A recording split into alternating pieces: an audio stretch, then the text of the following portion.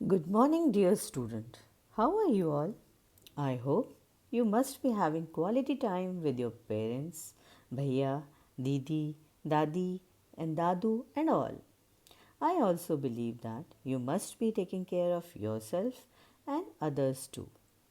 I know आप सोच रहे होंगे कि मैं कौन हूँ और आज आपको क्या पढ़ाया जाएगा। तो चलिए, सबसे पहले मैं आप सबको बता दूं कि मैं आपकी संस्कृत टीचर नम्रता मैम हूँ। मुझे ये भी पता है कि आप में से कुछ तो संस्कृत के नाम से डर रहे होंगे।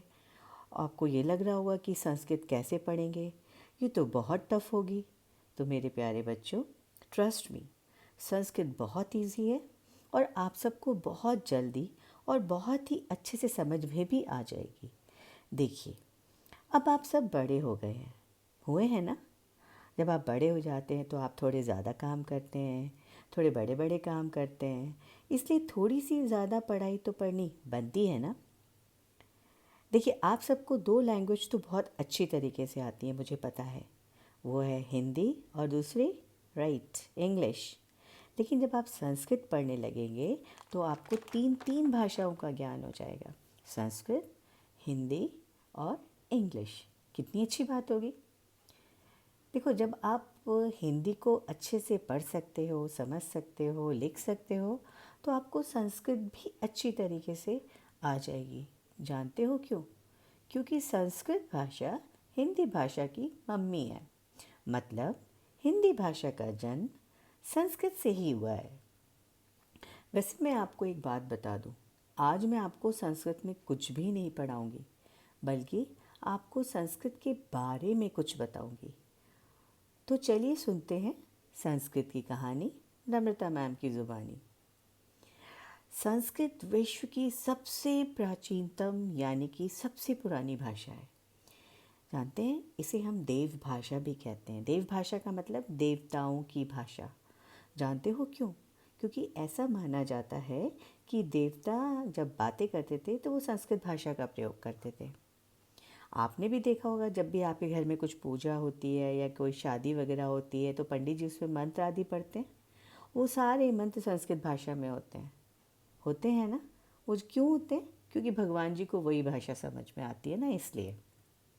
दूसरी इंटरेस्टिंग बात मैं आपको बताती हूँ कि संस्कृत बहुत सारी भाषाओं की जननी भाषा भी है, यानी माँ जैसी।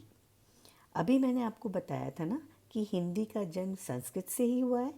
तो ऐसी ही बहुत सारी देशी विदेशी भाषाएं हैं जिनका जन्म संस्कृत से ही हुआ है, इसलिए इसे जननी भाषा भी कहते हैं।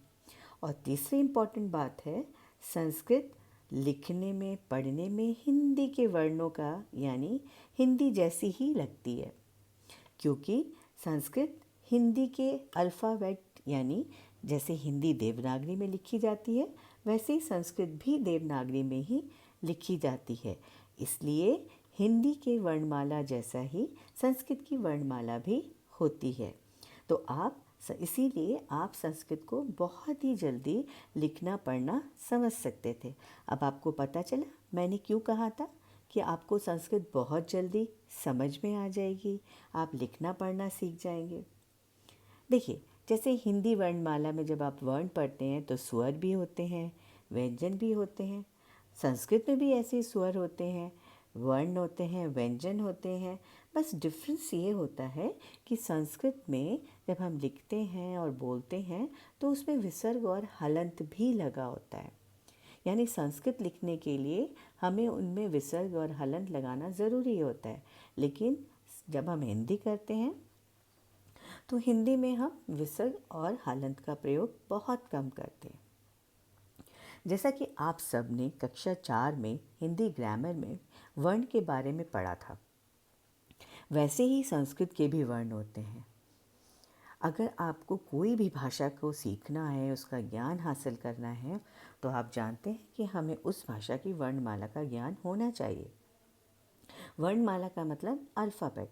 अगर आपको उस भाषा की अल्फ़ाबेट का ज्ञान नहीं होगा तो आप उस भाषा को नहीं सीख सकते।